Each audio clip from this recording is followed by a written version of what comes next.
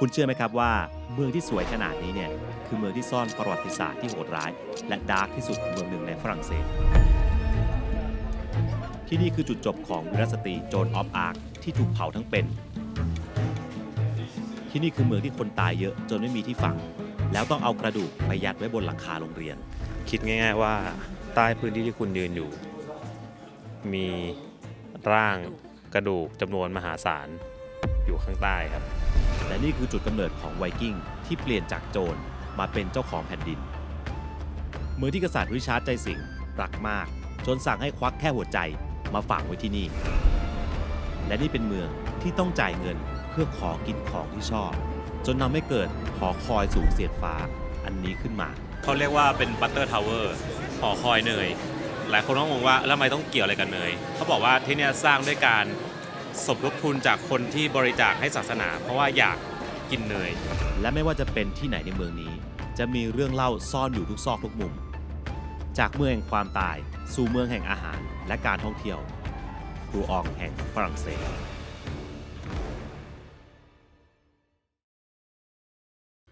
และวันนี้นะครับเราจะไปยังเมืองหนึ่งของฝรั่งเศสครับที่มีชื่อว่ารูอองนะครับหลังจากที่ได้ลองหาข้อมูลดูต้องบอกว่านี่คือหนึ่งในเมืองของฝรั่งเศสนะครับที่มีเรื่องราวน่าสนใจอยู่หลายอย่างเลยนะไม่ว่าจะเป็นโบสถ์ที่สูงที่สุดในฝรั่งเศสสงคราม100 ปีและที่สำคัญนะครับที่นี่เป็นต้นกำเนิดของความเกี่ยวข้องกับชาวไวกิ้งด้วยและการมาเที่ยวรูอองฝรั่งเศสรอบนี้ก็ง่ายขึ้นนะครับด้วยแอปที่ช่วยให้เราเนี่ยจองบริการต่างๆอย่างแอปคลูครับจะจองที่พักนะครับที่เที่ยวการเดินทางหรือว่าอินเทอร์เน็ตต่างประเทศครับก็ครบจบในแอปเดียวได้เลย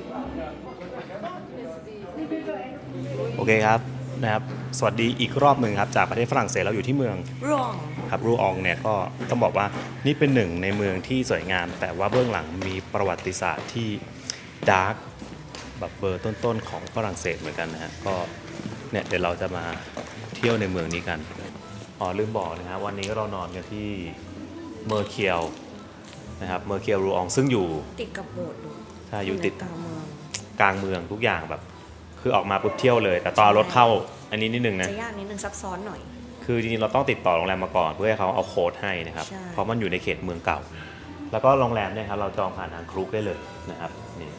ก็ได้ใจกลางเมืองเลยนี่อยู่อย่างเงี้ยมีเสียงโบสถ์ดังกุ้งกิ้งกุ้งกิ้ง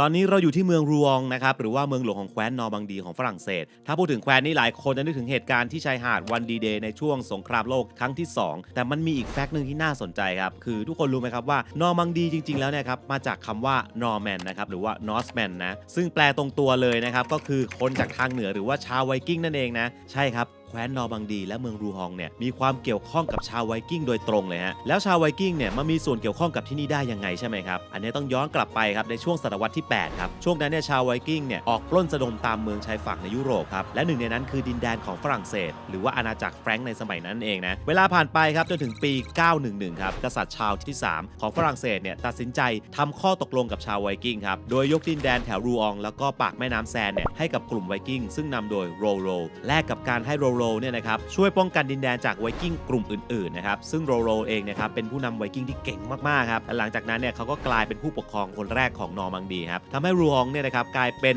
ศูนย์กลางของแคว้นนี้มาตั้งแต่นั้นเป็นต้นมานะโดยในยุคกลางนะครับเมืองรูอองเนี่ยนะครับยังเป็นแหล่งการค้าสำคัญด้วยโดยเฉพาะการผลิตผ้าขนสัตว์และยังเป็นสถานที่เกิดเหตุการณ์สำคัญทางประวัติศาสตร์ครับอย่างการประหารชีวิตของโจนออฟอาร์คนะครับวีรสตรีคนดังของฝรั่งเศสบอกเลยว่าเรื่องเล่าของเธอน่าสนใจมากครับเดี๋ยวเราจะเล่าให้ฟังนะโอเคตอนนี้เราอยู่ถนนชื่อว่ารูเซงโรแมงนะครับคือความเด่นของที่เนี้ยตรงเนี้ยมันจะมีอันเนี้ยเขาเรียกว่าบ้านสไตล์ฮาร์ฟทิมเบอร์หลายคนน่าจะเห็นเนาะในเวลาที่เราไปแบบพวกเมืองที่ชื่อกอมาอะไรอย่างเงี้ยเขาจะมีบ้านสไตล์นี้เยอะนี่บ้านมันจะบิดเบี้ยวๆเนี่ยคือมันจะเป็นบ้านอย่างงี้ทั้งเส้นนะฮะรู้ไหมว่าทำไมเขาต้องสร้างให้มันยื่นออกมาเบี้ยวๆอย่างนี้ทำไมเขาบอกว่าเหตุผลคือสมัยก่อนมันเป็นเรื่องภาษีที่ดินคือข้างล่างเนี่ยเขาจะใช้สร้างเป็นแบบหินแข็งแรงใช่ป่ะจากข้างบนมันจะเป็นไม้เขาว่าภาษีที่ดินเขาคิดตามจำนวนพื้นที่ชั้นล่างเขาก็เลยแบบมาสร้างข้างบนแล้วก็หลายคนอาจจะงงว่าแล้วเวลามาเดินเนี่ยมันจะมีร่องเห็นปะทุกคนจะงงให้มันมีร่องตามพื้นด้วยนี่คืออะไรอันนี้ผมไปหาอ่านมานะไม่รู้ว่าจริงแท้แค่ไหนแต่แบบเรื่องมันน่าสนใจมากเขาบอกว่าร่องเนี้ยมันเป็นร่องระบายน้ำเวลามันมีฝนตกใช่ปะใช่คือให้น้ำมันไหลไปตามนี้ใช่ไหม สมัยยุคกลางอาจจะไม่มีท่อแบบนี้ แต่ประเด็นเลยคือเขาบอกว่าตรงเมื่อก่อนนะคนสมัยก่อนเวลาเขาทิ้งพวกอุจจาระหรือว่า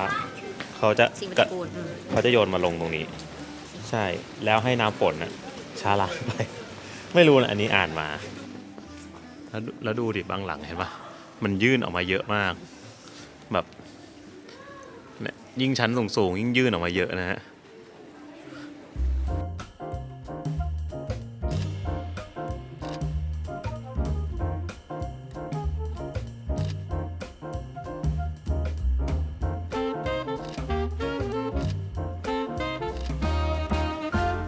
ข้างหน้าผมนี่คือโบสถ์เซนต์มาร์โคลนะครับ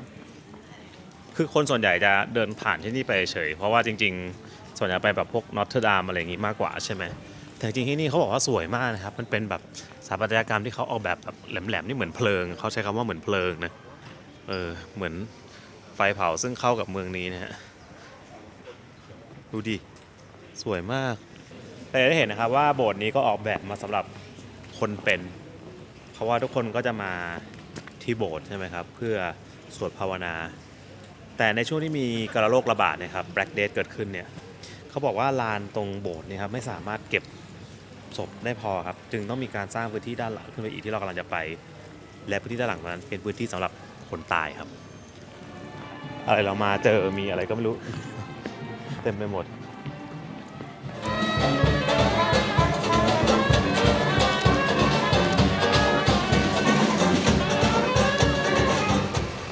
ตอนแรกนึกว่าเป็นพาเลทไม่ใช่เป็นเปิดหมวกแต่เปิดหมดเต็มวงมากอ่ะแล้วก็ส่วนใหญ่เป็นคุณปู่คุณย่าที่เล่นกันนะฮะก็แบบเป็นแบบผู้สูงอายุแหละแต่เล่นดีมากนี่ใหม่แล้วใหม่เพลงแล้ว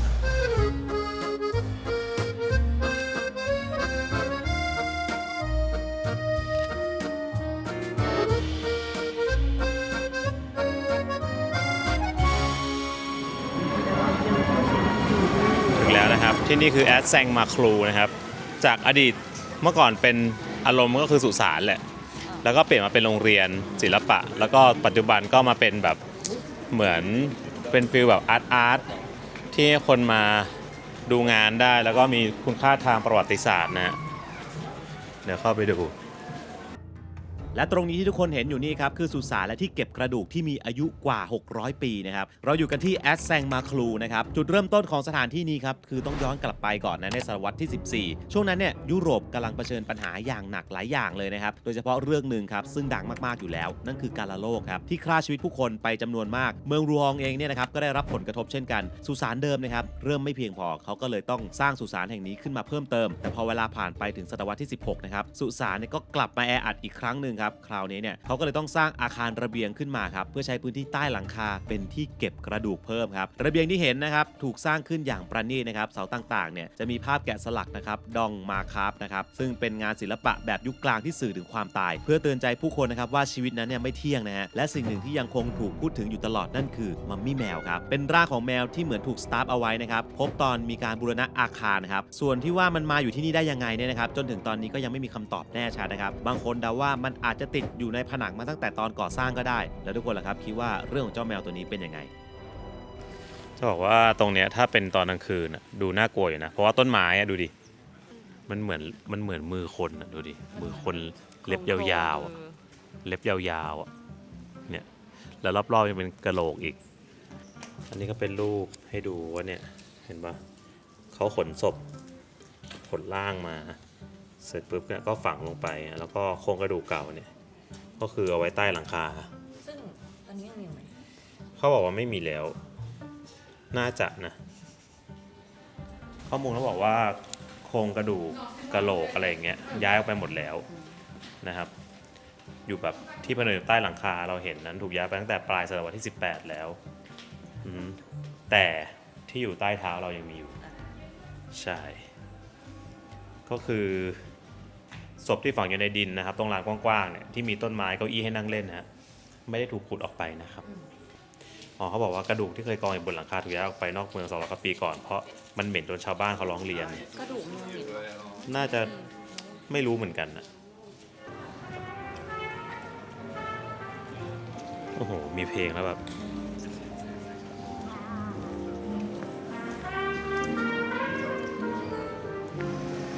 จริงๆในซอยนะครับก็จะเป็นย่านช้อปปิ้งด้วยเราก็จะเห็นเนี่ยมันมีพวกแบรนด์ต่างๆอยู่ตามถนนนะฮะไม่ได้มีแค่บ้านเก่าอย่างเดียวเอิญพัทขับอะไรแค่จะบอกว่าข้างหน้าเป็นคริสต์มาสมาร์เก็ต ใช่คนเยอะเลย ว้าว นี่ อันนี้มันคือตลาดที่เขาบอกเลยไม่ใช่เขาบอกว่านี่เดินไปตอนเช้ามีตลาด ใช่แล้วก็อยู่หน้าโบสถ์อุ้ยโบสถ์สวยโบสถ์สวยเกินอลังเวอร์เดี๋ยวเราจะกลับมาโบสถ์นี้อีกรอบหนึ่งนะครับ นี่คือโบสถ์แคทิดอรูอองข้างหน้าเราคือนาฬิกาดาราศาสตร์โบราณนะครับ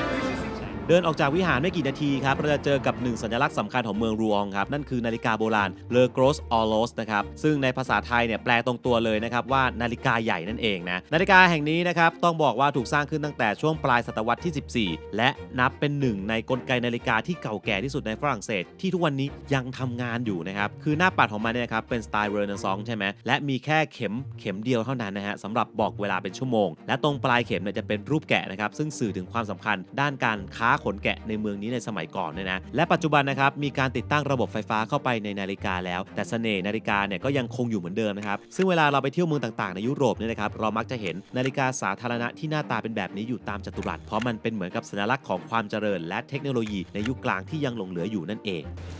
คือตอนแรกเขาสงสัยว่าไอ้ลูกกลมๆสีดำอะ กลาง ใช่ที่มันเป็นแบบเป็นสีดำแล้วก็เป็นสีเงินกับทองครึ่งหนึ่งเนี่ย เซี่ยว มันบอกอะไรตอนแรกผมก็คิดแหละว่ามันเป็นข้างครึ่งข้ามแรมหรือเปล่า แต่ก็ไปเซิร์ชดูก็ใช่ ๆก็ใช่ นะฮะเขาบอกข้างขึ้นข้างแรมเพราะเมื่อคืนพระจันทร์ ก็ เท่านี้เลย ใช่ ใช่เขาบอกว่าในสมัยก่อนเนี่ยคือด้วยความที่นี่เป็นเมืองท่าเนี่ยฮะเขาต้องดูข้างขึ้นข้ามแรมเวลาแบบว่า เรือ ออกเรือมันจะได้แบบอะไรเงี้ยแล้วก็ตอนกลางคืนเนี่ยฮะมันไม่มีไฟถนนใช่ไหมมันมืดถ้าเกิดว่ามันมืดหมดอะดำหมดอะเขาจะไม่ออกจากบ้านกัน เพราะว่าเดินทางไปไหนมันอาจจะเจอโจร ไม่มีแสงเลยแต่ถ้าสว่างก็จะเดินทางออกจากบ้านอะไรอย่างเงี้ยก็เจ๋งเนาะคนสมัยก่อนที่เขาแบบสร้างแบบนี้ได้นั่นแหละฮะต่อไปครับที่ต่อไปสำคัญแล้ว เราจะไปจัตุรัสและเป็นจุดที่โจนออฟอาร์คโดนเผาทั้งเป็นนะครับต้องบอกว่าตอนที่โจนออฟอาร์คโดนประหารเนี่ยฮะจริงๆใครอยากฟังประวัตินะครับแบบละเอียดเนี่ยก็ไปฟังที่ฟาโรห์พอดแคสต์ได้นะเพราะเราไม่เล่าแล้วกัน เราไม่เล่าละเอียดคือมันมีให้ฟังอยู่แล้วไงของคุณแดงนะฮะของคุณแดงพี่จีใช่ไหม ใช่ EP นี้พี่จีเล่าก็เข้าไปฟังนะครับเขาจะเล่าเรื่องโจนออฟอาร์คละเอียดแต่เราพามาดูที่จริงตอนแรกไม่รู้ว่ามันคือถนนอะไรแล้วมองรอบๆมันเป็นทางม้าลายฮะมันเหมือนพระอาทิตย์แล้วก็ทางม้าลายรอบๆเนี่ยมันเป็นแบบแสงที่ส่องออกมาแล้วเวลาคนจะเดินข้ามรถจะหยุดอัตโนมัตินะฮะนี่เลยถนนพอหันกลับไปเราจะเห็นพระอาทิตย์แล้วก็ด้านหลังเป็นนาฬิกาดาราศาสตร์พอดีที่เป็นรูปพระอาทิตย์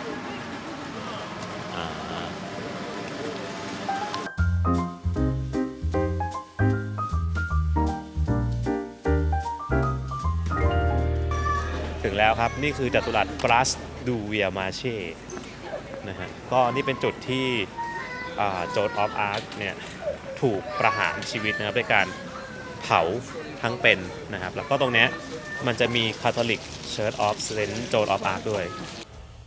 มาถึงตรงนี้นะครับหลายคนน่าจะรู้เรื่องของโจนออฟอาร์คกันแล้วนะฮะงั้นขอเล่าย้อนกลับไปในช่วงต้นศตวรรษที่ 15นะครับคือโจนออฟอาร์คเนี่ยนะครับเป็นเพียงหญิงสาวชาวนาฝรั่งเศสคนหนึ่งเท่านั้นนะฮะแต่เธอบอกว่าได้ยินเสียงสวรรค์จากนักบุญครับสั่งให้เธอเนี่ยไปช่วยกอบกู้ฝรั่งเศสจากอังกฤษนะครับในช่วงสงคราม100 ปีจนกระทั่งครับเมื่อเธออายุ17 ปีครับโจนเนี่ยครับนำทัพฝรั่งเศสเข้าสู้รบและสามารถปลดปล่อยเมืองออเลอองได้สำเร็จนะครับหลังจากนั้นครับก็พาเจ้าชายชาวนะครับไปทำพิธีราชาภิเษกเป็นกษัตริย์ชาวที่ 7แต่เรื่องราวกลับพลิกผันครับเพราะว่าในช่วงปี 1430 ครับโจนถูกฝ่ายอังกฤษครับจับตัวและในปีถัดมานะครับปีคศ 1431 ครับโจนออฟอาร์คครับในวัยเพียง 19 ปีครับถูกตั้งข้อหาว่าเป็นแม่มดแล้วก็พวกนอกรีดครับก่อนจะถูกประหารชีวิตด้วยการเผาทั้งเป็นซึ่งสถานที่ประหารครับคือจัตุรัสแห่งนี้นี่เองฮะมีชื่อว่า Place du Vieux-Marché นะฮะยุคกลางเนี่ยที่นี่เป็นทั้งตลาดแล้วก็ลานประหารของเมืองดูอองด้วยครับปัจจุบันครับบริเวณจัตุรัสเนี่ยยังมีการทำเครื่องหมายบอกตำแหน่งที่โจนออฟอาร์คนะครับจบชีวิตลงเพื่อให้ผู้คนนะครับระลึกถึงเรื่องราวของเธอจนถึงทุกวันนี้นั่นเอง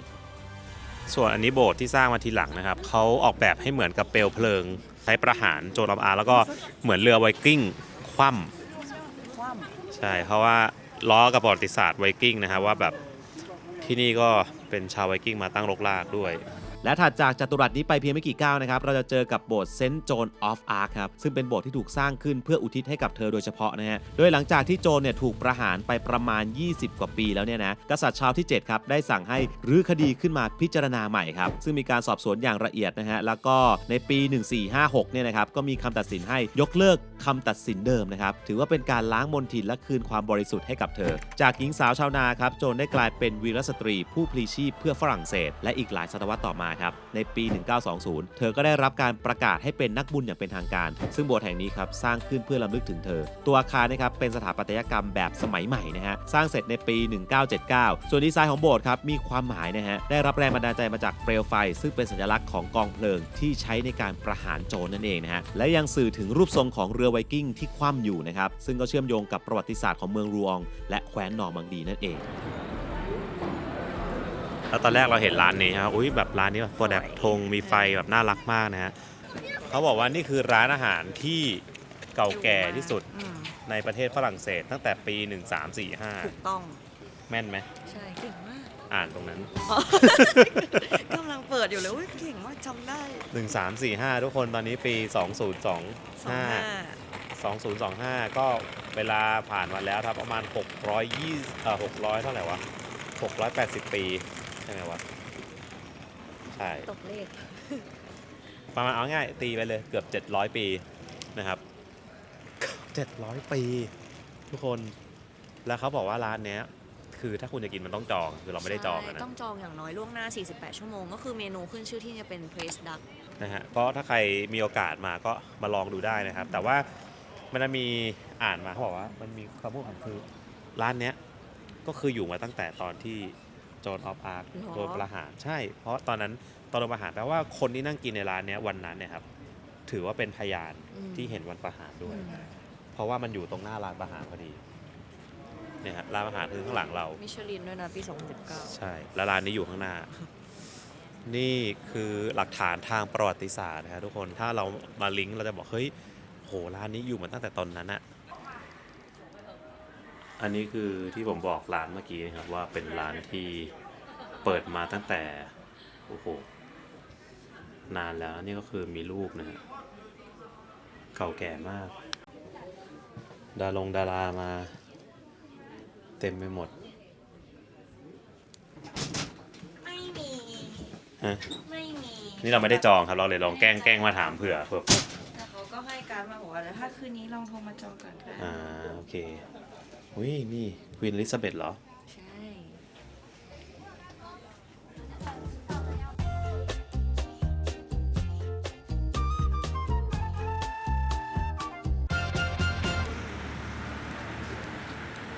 ตอนนี้เราเดินมาอีกจุดหนึ่งครับเป็นอาคาร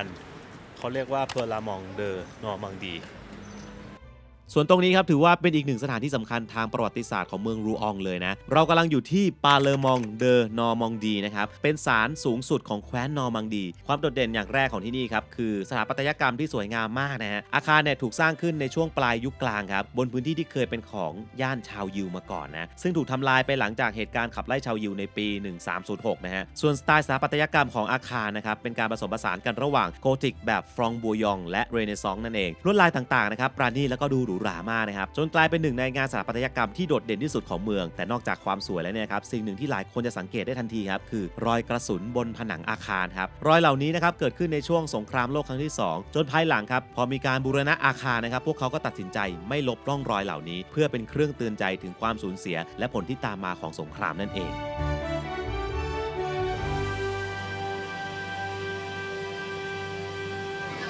โอเคครับตอนนี้เราอยู่หน้าโบสถ์นอตเทอร์ดัมรูอองแล้วนะครับเป็นโบสถ์แบบสำคัญของที่นี่แหละแต่ว่าประเด็นเลยคือข้างๆครับเขาเรียกว่าเป็นบัตเตอร์ทาวเวอร์หอคอยเนยหลายคนต้องงงว่าแล้วทำไมต้องเกี่ยวอะไรกันเนยเขาบอกว่าที่นี่สร้างด้วยการสมทบทุนจากคนที่บริจาคให้ศาสนาเพราะว่าอยากกินเนยคือไปอ่านมาเขาบอกว่ามันมีบริบทในสมัยก่อนใช่ไหมมันจะมีช่วงที่สื่อศีลอดอ่ะ40 วันซึ่ง40 วันเนี่ยเขาจะห้ามกินผลิตภัณฑ์ทุกอย่างที่ทำจากเนื้อสัตว์ซึ่งในยุคนั้นเนี่ยคำว่าเนื้อสัตว์เนี่ยเขาจะหมายถึงเฉพาะสัตว์บกอย่างเดียวนะเช่นพวกไข่เนยชีสซึ่งมันเป็นอาหารหลักมันเป็นไขมันของคนในโซนเนี้ย พวกเนื้อสัตว์ต่างๆก็กินไม่ได้ แต่ว่าถ้าเป็นผักเป็นปลาจะกินได้ ทีเนี้ยคนเนี้ยเขาเรียกว่าคนฝั่งที่อยู่เหนือใช่ไหมฮะเขาก็จะรู้สึกว่าเขาอยากกินเนยอ่ะเพราะปกติมันจะใช้เนยทำอาหารพวกนั้นนี่มันจะอร่อยใช่ไหมแต่คือคนฝรั่งเศสฝั่งเหนือนี่มีปัญหาเพราะว่าอยากกินไขมันที่อร่อยแต่ไม่มี แต่ถ้าเป็นเขาบอกฝรั่งเศสฝั่งใต้เนี่ยมันจะมีน้ำมันมะกอกซึ่งเขาก็ใส่ในอาหารได้อะไรเงี้ยใช่ไหมเขากินกับขนมปังอะไรอย่าง ใช่ เงี้ยป่ะ ใช่แบบพวกโฟกัสเซีย อะไรอย่างเงี้ยแต่ว่าฝั่งเนี้ยจะเอาน้ำมันมะกอกมาเนี่ยก็ใช้เวลาเดินทางแบบนานในสมัยนั้นนะ ก็คือหายากด้วย คือมาถึงอ่ะก็คือแบบเหม็นหืนอ่ะไม่อร่อยแล้วก็ฝืนกิน ทีเนี้ยแบบคนก็อยากโอ้โหกินเนยมากครับทางศาสนาก็เลยรู้สึกว่างั้นอย่างนี้ได้ไหมถ้าอยากกินนักก็จ่ายเงินมา จ่ายเงินมาเลยจะเอาเงินมาสร้างหอคอยเนี้ยเพราะนั้นมันก็เลยเป็นความเหลื่อมล้ำทางสังคมในยุคนั้นก็คือคนถูกสร้างจากเงินคนรวยที่อยากกินเนยในช่วงถือศีลอดเพราะว่าคนในยุคนั้นก็คือเข่งศาสนาอยู่แล้วนึกออกใช่ไหมฮะเพราะว่าแบบเขาเรียกว่าอะไรอ่ะศาสนาจักรเหรอมันคือทุกสิ่งทุกอย่างอ่ะสำคัญมากทุกคนต้องทำตามอ่ะนั่นแหละ มีอิทธิพลทางความคิด ใช่เพราะนั้นคนอยากกินเนยก็จ่ายเงินก็ไม่รู้ว่าเขาคิดขึ้นมาเองหรือไงบอกก็ถือว่าทุนได้ช่วยทำบุญไงทำบุญสร้างหอคอยเนี่ยเขาก็เลยจ่ายคนสมัยนั้นก็เลยโอเคได้กินเนยก็คือสร้างจากเงินคนรวยที่อยากกินเนยนะครับแล้วสังเกตเขาบอกว่าหินเนี่ยถ้าสังเกตดีๆสีมันจะเหลืองกว่าอีกฝั่งหนึ่งเพราะเขาใช้หินไม่เหมือนกันเขาบอกเป็นหินที่โดนแดดแล้วจะออกเหลืองๆจะไม่เหมือนหินตรงอื่นของโบสถ์นะฮะแต่ว่าคนมันกินปลาได้อะไรอย่างงี้ใช่ไหมผมก็งงว่าห้ามกินเนื้อสัตว์ไปกินปลาได้แล้วไปเติมบริบทว่าคำว่าเนื้อสัตว์นับรวมแค่สัตว์บกเท่านั้นโอเคฮะเดี๋ยวเราจะเข้าไปดูข้างในกันถ้าเขาให้เข้านะแน่นอนนะครับว่าเมืองต่างๆในฝรั่งเศสนะครับขึ้นชื่อเรื่องของสถาปัตยกรรมอยู่แล้วและถ้าพูดถึงวิหารสำคัญของรูอองนะครับต้องเป็นมหาวิหารนอตเทอร์ดามแห่งรูอองครับที่นี่ถือว่าเป็นหนึ่งในมหาวิหารโกธิกนะครับที่โดดเด่นที่สุดของฝรั่งเศสคือตัวอาคารนะครับในแบบที่เราเห็นกันทุกวันนี้เนี่ยสร้างขึ้นในช่วงศตวรรษที่ 12นะจุดเด่นที่สุดเลยคือยอดหอคอยที่สูงถึง151 เมตรครับและในช่วงปีคศ1876ถึง1880นะครับที่นี่เคยเป็นอาคารที่สูงที่สุดในโลกด้วยนะมหาวิหารแห่งนี้ครับจะมีชื่อเสียงขึ้นไปอีกครับเพราะว่าผลงานของโคโมเน่ครับคือในช่วงปี1892ถึง1894เนี่ยโมเน่นะครับวาดภาพมหาวิหารรูอองเนี่ยมากกว่า30ภาพครับซึ่งเป็นการเก็บความเปลี่ยนแปลงของแสงสีและบรรยากาศในแต่ละช่วงเวลาจนกลายเป็นหนึ่งในชุดผลงานที่คนจดจำมากที่สุดของเขาและอีกหนึ่งเรื่องที่สำคัญเลยก็คือที่นี่เป็นที่ฝังร่างคนสำคัญของรูอองครับอย่างโรโลนะครับผู้ปกครองคนแรกแห่งนอร์มันดีที่เราได้พูดถึงไปก่อนหน้านี้นะและยังเป็นสถานที่เก็บหัวใจนะครับของพระเจ้าริชาร์ดที่1แห่งอังกฤษด้วยนะหรือหลายคนครับรู้จักกันในชื่อริชาร์ดใจสิงห์ซึ่งเขาเป็นกษัตริย์ที่มีชื่อเสียงมากครับเป็นผู้นำคนสำคัญในสงครามครูเสดครั้งที่3พระองค์นะครับสิ้นพระชนม์ในปี1199ครับระหว่างการปิดล้อมปราสาทแห่งหนึ่งในฝรั่งเศสส่วนเหตุผลที่หัวใจของพระองค์นะครับถูกนำมาฝังที่นี่เนี่ยก็เป็นไปตามความปรารถนาสุดท้ายของพระองค์นั่นเองเพราะว่าพระองค์เนี่ยรักเมืองนี้มากครับส่วนนี้ครับคือเนี่ยครับหลุมหัวใจของริชาร์ด เดอ ไลออนฮาร์ทแต่คือหัวใจก็ไม่น่าเหลือเนาะน่าจะเป็นเศษผงไปหมดแหละนะฮะมันไม่ใช่กระดูกเนาะแต่คือหัวใจถูกเก็บไว้ที่นี่นะครับอันนี้คือปฐมกษัตริย์แห่งนอร์มังดีนะครับโรคือนี้ไม่ใช่หน้าท่านจริงๆใช่ไหมเพราะว่าหน้าตาเหมือนกันทุกอันเลยเป็นแค่เหมือนที่ฝังเฉยๆไม่จะบอกว่าพอเดินมาอีกฝั่งหนึ่งอะเราเซิร์ชข้อมูลเขาก็บอกอันนี้ก็แต่นี้ก็เขียนริชาร์ดเลยนะอันนี้ก็น่าจะเป็นหลุมของโลงศพของหัวใจโลงหัวใจของริชาร์ด เดอะไลออนฮาร์ทนี่เขาก็วางอยู่ตรงนี้อยู่ข้างกันเลยแปลว่าสำคัญมากๆหาข้อมูลใหม่สรุปว่าหลุมแรกที่เราบอกว่าเป็นริชาร์ดนะครับไม่ใช่ริชาร์ดใจสิงห์นะครับแต่เป็นหลุมของเฮนรี่เดอะยังเฮนรี่เดอะยังคือเฮนรี่ผู้เยาว์เป็นพี่ชายของริชาร์ด เดอะไลออนฮาร์ทครับโอเคพวกเราก็ไปข้างนอกกันนะฮะโบสถ์อลังการมากครับทั้งภายนอกภายในคนนั่งรูอองมาอยู่ที่นี่แล้วนะครับโอ้คริสต์มาสมาร์เก็ตคนเยอะมากโอเคครับตอนนี้เราก็รอบเมืองรูอองเรียบร้อยแล้วเขตเมืองเก่า เดี๋ยวต่อไปนี้จะออกไปนอกเขตเมืองเก่านะครับซึ่งเราจะไปเรียกว่าเป็นจุดเริ่มต้นนะครับของแคว้นนอร์มังดีกันก็คือเรื่องราวของไวกิ้งครับซึ่งข้างนอกเนี่ยเขาจะมีเป็น immersive ไวกิ้งเป็นเหมือนมิวเซียมimmersive ก็อาจจะเป็นแบบทันสมัยหน่อยซึ่งเราจองตั๋วมาเรียบร้อยแล้วนะครับล่วงหน้าผ่านคลุกนะครับโอเคงั้นเดี๋ยวเราไปเอารถกันไป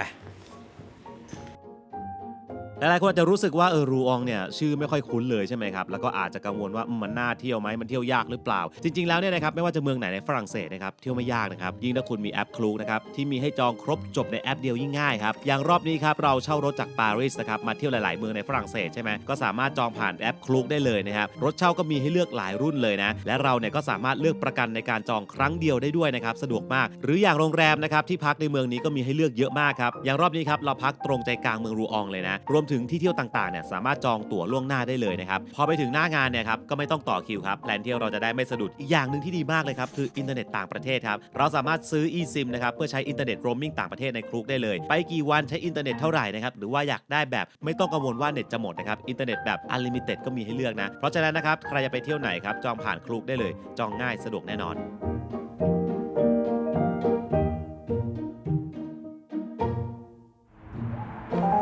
ถึงแล้วครับขับรถมาประมาณ10 กว่านาที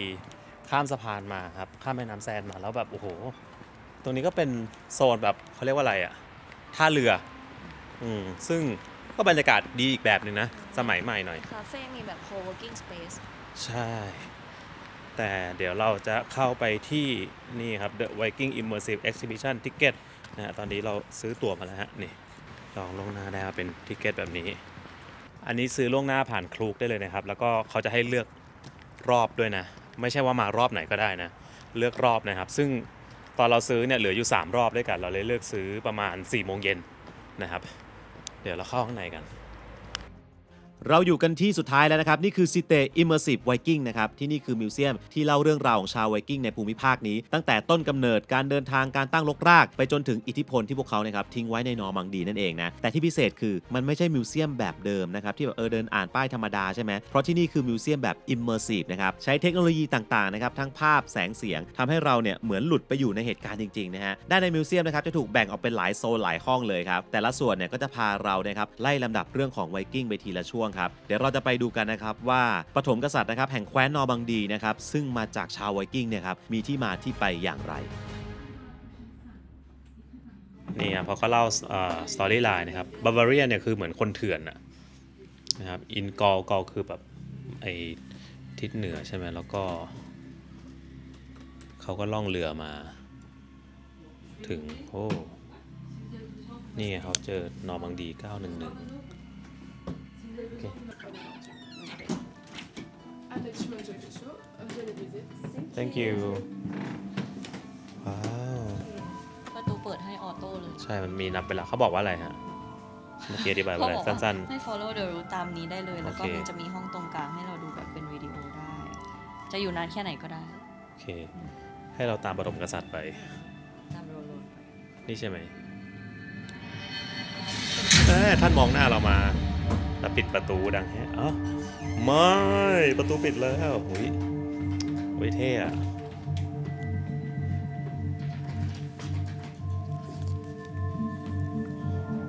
Explorateur de l'histoire.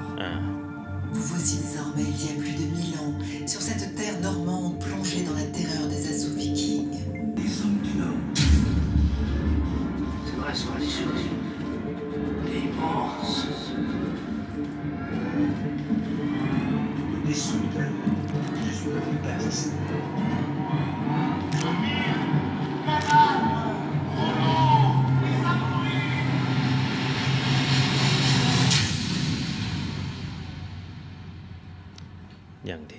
Adèle, on va être en retard. Eh bien, qu'il attende. On ne fait pas attendre le comte de Rouen. มีซับด้วย Tu veux plutôt dire le pilleur d'église, l'assassin, le viking. C'est donc ainsi que tu parles de notre père. Oui, un viking, mais aussi l'homme qui depuis 20 ans fait régner la paix sur la terre de Normandie, notre terre. C'est facile pour toi de dire ça, Guillaume. Son fils, son successeur. เขาเห็นเราแล้วเหรอ Que faites-vous là? Oui, vous? ใช่ท่าน Cette conversation est privée. Adèle, ne leur parle pas comme ça. Alors vous êtes venu découvrir l'histoire des premiers Normands? Ou vous faire attaquer par une horde de เขา vikings? บอกเขาคุยกันแบบเป็น private แล้วเรามาแอบฟัง Elle a des comptes à régler avec notre père. Laissez-nous plutôt vous raconter une histoire extraordinaire. Très bien. เฮ้ยเจ๋งนะเนาะเหมือนดูหนังอะแล้วเขาก็แบบอธิบายจุดปฐมกษัตริย์นู่นนั่นนี่ไพรเวททำเป็นหนังแล้วก็ถึงเวลาไปห้องต่อไปแล้วนะครับมีเสียงกรี๊ดมีเสียงม้าเจอเด็กอ๋ออันนี้คือจุดเริ่มต้นแล้วก็ฟังสตอรี่ได้เขาทำแบบเหมือนหนังอะฮะเล่าเรื่องประวัติศาสตร์เนี่ย โรโลน อ๋อ นี่คือโลโลน Nos épées scintillantes, ô vous qui rougissez les dents du loup, ยังไวกิ้งชีฟรีเทิร์น comme les มีแบบให้มุดด้วย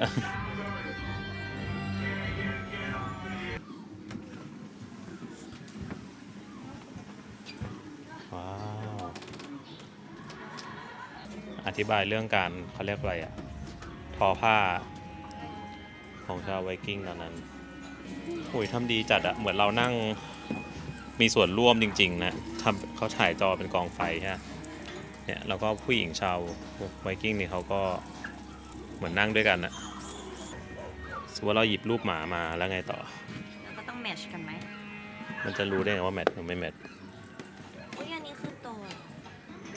อ๋อ นี่อันนี้คือเทปน็อตนะครับ ทอโอดินเฟรย่า แล้วมีแสงออกมาคืออะไรอะ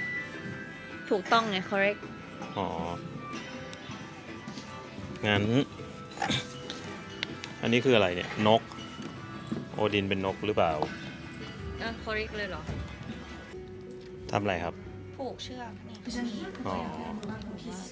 อ๋อ ผูกเขาเงื่อนของชาวไวกิ้งเหรอ อ่า แล้วยังไงต่อ ใช้ในการ มันมีหลายแบบ ผูกเรือ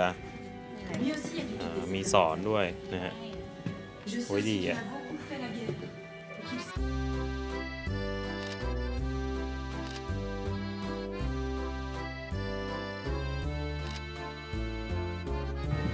ห้องต่อไปครับ Sous mon regard, Vikings et Francs s'unissent en un เรา seul มาสวรรค์แล้วเหรอเนี่ย sur mon front,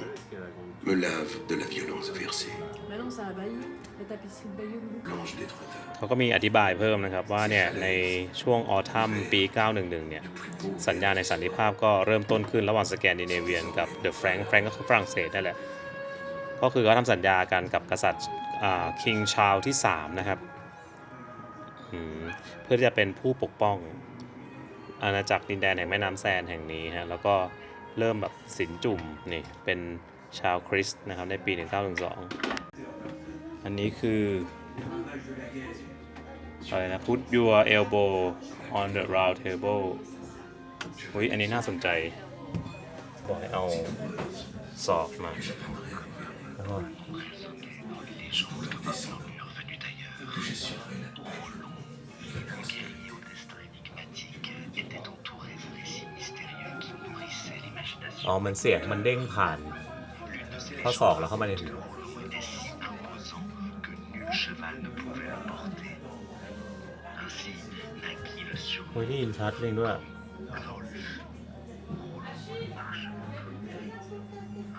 มาครับที่ต่อไปอ่ะเรามานั่งเป็นส่วนหนึ่งของกษัตริย์ดีกว่า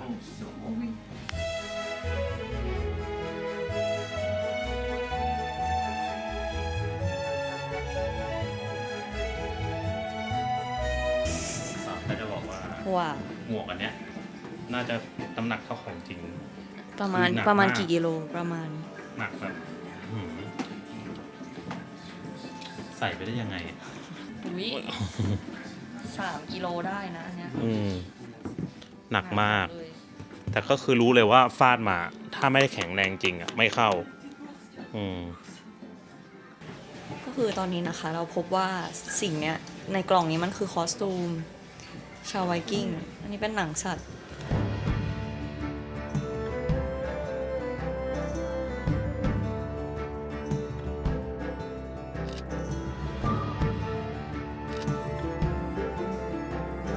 อันนี้คืออะไรของเล่น ห ห้องของ มีโอลาฟด้วย ใช่ ก็โอลาฟมาจากวัฒนธรรมสแกนเฮ้ยแป๊บนึงนี่มาดูนี่ Attack on Titan เฮ้ย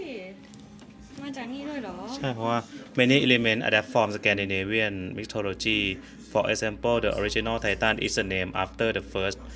mythology giant โยเมียก็คือมันอิงจากตำนานเทพนอร์สเรื่อง Attack on Titan เรียบร้อยฮะ ดีนะ ทำดีมากแล้วก็ใครแบบว่าอยากรู้ว่ากำเนิดนะครับที่มาของแคว้นนอร์มันดีเป็นยังไงนะครับพระสงฆ์กษัตริย์องค์แรกมาจากไหนยังไงเขาทำเป็นสื่อที่แบบดีมากสนุกสนานเหมือนดูหนังอะแต่เรามีส่วนร่วมด้วยนั่นแหละ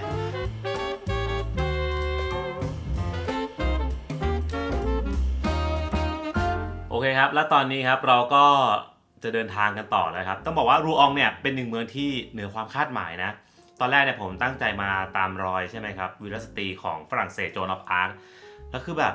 สถานที่จริงฮะเมืองน่ารักมากครับทุกคนคือจริงๆต้องบอกว่ามันเป็นเมืองที่อยู่ไม่ไกลจากฝรั่งเศสครับคือใกล้ฝรั่งเศสมากชั่วโมงกว่าๆก็ถึงแล้วนะถ้าขับรถนะแต่พอไปจริงๆเมืองน่ารักนะครับมีประวัติศาสตร์เรื่องของโจนออฟอาร์คนะครับมีกระถมกษัตริย์นะครับแห่งแคว้นนอร์มังดีนะครับ